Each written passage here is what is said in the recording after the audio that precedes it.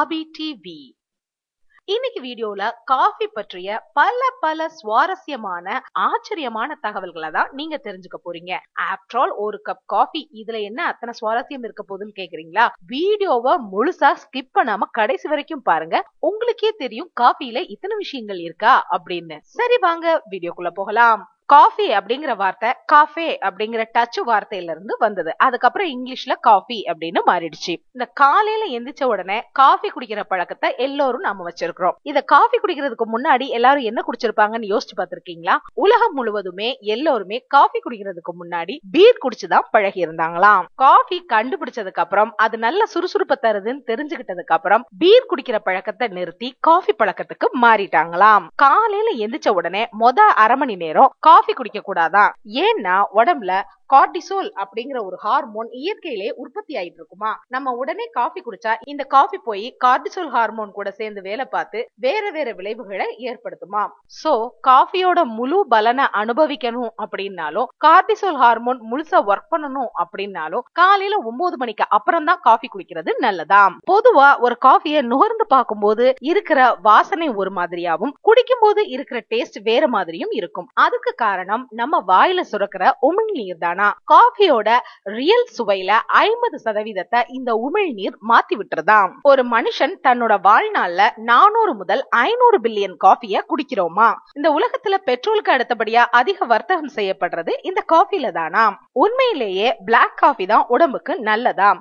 ஏன்னா பால் சேர்க்கப்படுறதுனால அதுல கொழுப்பும் சேர்ந்துருதாம். இதனால காஃபியோட ரியல் பலனை நாம அனுபவிக்க முடியாம போயிருமா. ரியல் காஃபியோட டேஸ்டும் அதோட எஃபெக்டையும் நாம அனுபவிக்கணும்னா பிளாக் காஃபி குடிக்கணுமாம். சரி, இனி காஃபி பத்திய ஒரு சுவாரஸ்யமான தகவல். துருக்கியில காஃபியை வச்சு திருமணத்தின் போது ஒரு டெஸ்ட் பண்ணுவாங்களாம். அது என்ன டெஸ்ட் அப்படின்னா, மணமகள் மணமகனுக்கு கூடுதலா உப்பு போட்டு காஃபி தயாரிச்சு கொண்டு வந்து கொடுக்கணுமா. எந்த குறையும் சொல்லாம அந்த கப்ல இருக்கிற காஃபி அவ்வளத்தையும் மணமகன் குடிச்சிட்டாரு அப்படின்னா அந்த மணமகளை சகிச்சு வாழ்நாள் ஃபுல்லும் நல்லபடியா வாழ்வாருன்னு அர்த்தமாம்.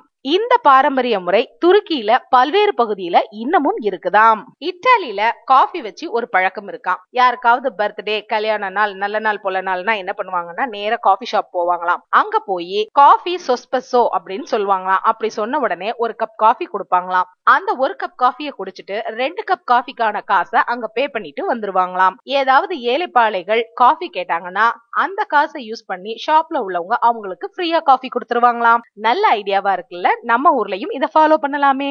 உலகத்திலேயே அதிக அளவு காஃபிய உற்பத்தி பண்ற நாடு பிரேசில். இந்த பிரேசில் கூட கொலம்பியாவும் சேர்ந்து உலகத்தின் ஒட்டுமொத்த காஃபி உற்பத்தியில 40% காஃபிய உற்பத்தி பண்றாங்களாம். உலகத்துல அதிக அளவு காஃபி குடிக்கிறவங்க பின்லாந்து நாட்டை சேர்ந்தவங்க தானாம். ஆனா இந்த நாட்டுல காஃபி உற்பத்தியே செய்யப்படலையாம். குடிக்கிறவங்க மட்டும் அதிகமா இருக்கிறாங்களாம். பொதுவா காஃபி குடிக்கிற பூனைகள் நீண்ட ஆயுளோட இருக்கிறதா கண்டுபிடிச்சிருக்காங்க. ஏன்னா பூனை வளர்த்த ஒருத்தர் அந்த பூனைகளுக்கு காஃபி கொடுத்து பழக்கி இருக்கிறாரு. அந்த பூனை 38 வயசு வரைக்கும் இருந்துச்சா. அதுக்கப்புறம் அது போட்ட குட்டிக்கும் அதே போல காஃபி கொடுத்து பழகி இருக்காங்க. அது 34 வயசு வரைக்கும் இருந்துச்சா. உலக புகழ் பெற்ற பீத்தோவன் அப்படிங்கிற மியூசிஷியன் பயங்கர காஃபி பிரியறாங்க. அவர் குடிக்கிற காஃபிக்கு வேணுங்கிற 60 காஃபி பீனை எண்ணி கையில கொடுத்து காஃபி தயாரிச்சு கொண்டு வர சொல்வாராம். இந்த உலகத்துல மொத்தம் 2 வகையான காஃபி உற்பத்தி செய்யப்படுதாம். ஒன்னு அரபிகா, இன்னொன்னு ரோபஸ்டா.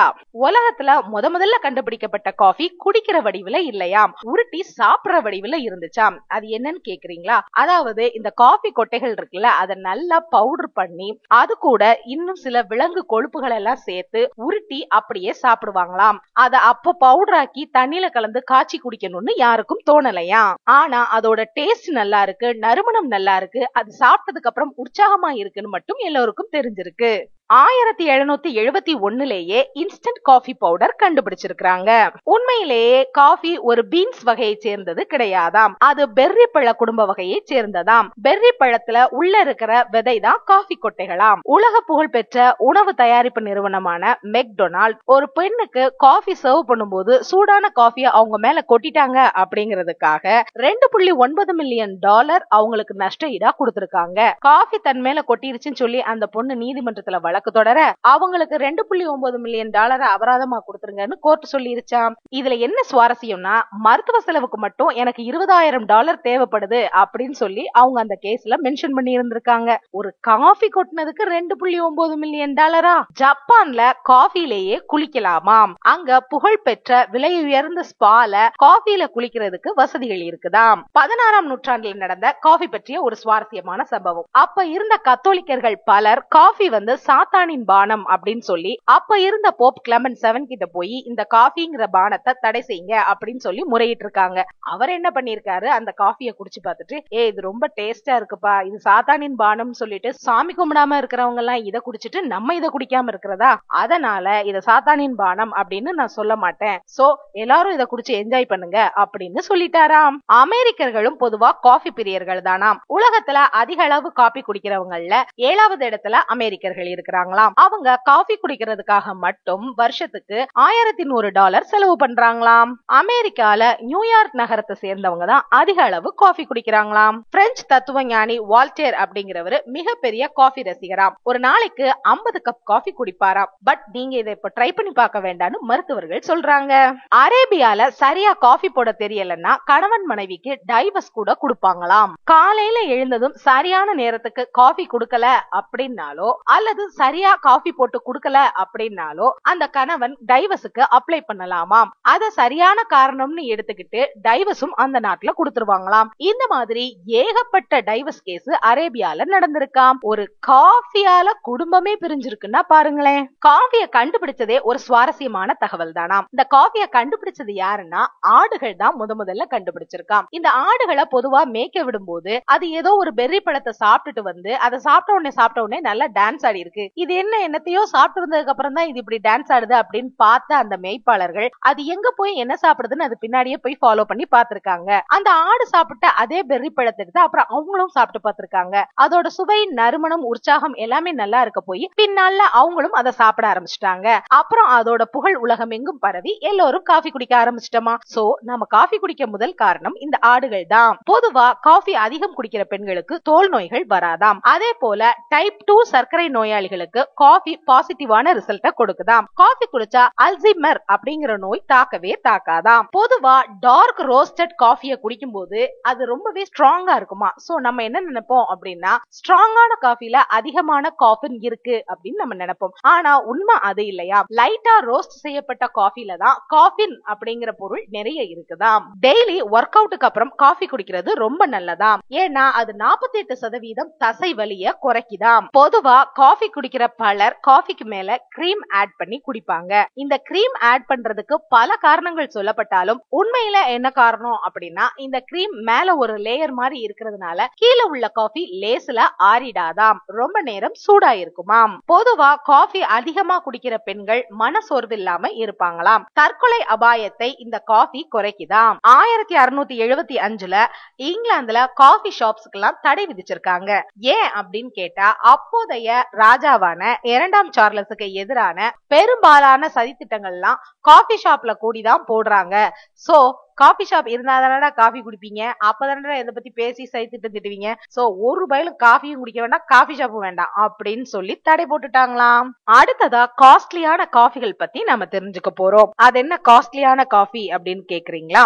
அதாவது லூவாக் அப்படின்னு ஒரு காஃபி இருக்காம். இந்த காஃபிய எதுல இருந்து தயாரிக்கிறாங்க அப்படின்னா அகாசிவெட் அப்படின்னு சொல்லப்படுற பூனைகளுக்கு இந்த காஃபி விதைகளை கொடுத்து சாப்பிட வச்சு அதோட கழிவுல இருந்து செரிக்காத காஃபி கொட்டைகளை கழுவி எடுத்து சுத்திகரிச்சு வறுத்து பவுடர் ஆக்கி அதுல காஃபி தயாரிக்கிறாங்களாம்.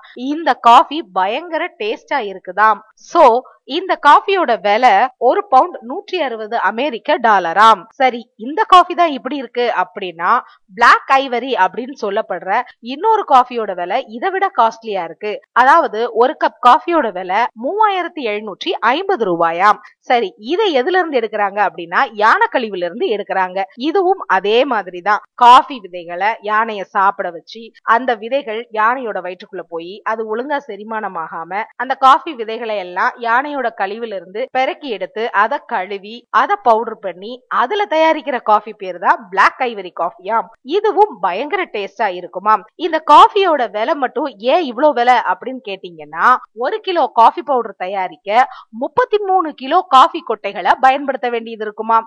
ஏன்னா அததான் யானை சாப்பிட்டு அது வயிற்றுல போய் நொதித்தல் நடந்து அது செரிக்காம வெளியில வந்து எடுக்கும் போது எவ்வளவு காஃபி கொட்டை கிடைக்கும். சோ இது மாதிரியாக தயாரிக்கப்படுற அந்த காஃபி பேரு தான் பிளாக் ஐவரி காஃபி. இதை யாரு முதல்ல தயாரிச்சாங்க அப்படின்னா, தாய்லாந்து நாட்டுல இருக்கக்கூடிய the golden triangle Asian elephant foundation அப்படிங்கிறவங்க தான் முதல்ல இதை தயாரிச்சிருக்காங்க.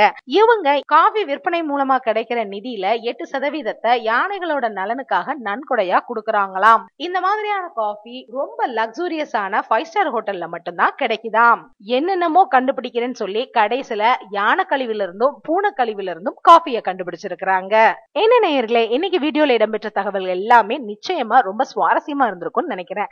இந்த தகவல்கள் மற்றவங்களும் தெரிஞ்சுக்கணும் அப்படின்னு நீங்க நினைச்சீங்கன்னா லைக் பண்ணுங்க, கமெண்ட் பண்ணுங்க, ஷேர் பண்ணுங்க. நம்ம சேனலை ஃபர்ஸ்ட் டைம் பாத்தீங்கன்னா மறக்காம சப்ஸ்கிரைப் பண்ணுங்க. தேங்க்ஸ் ஃபார் வாட்சிங்.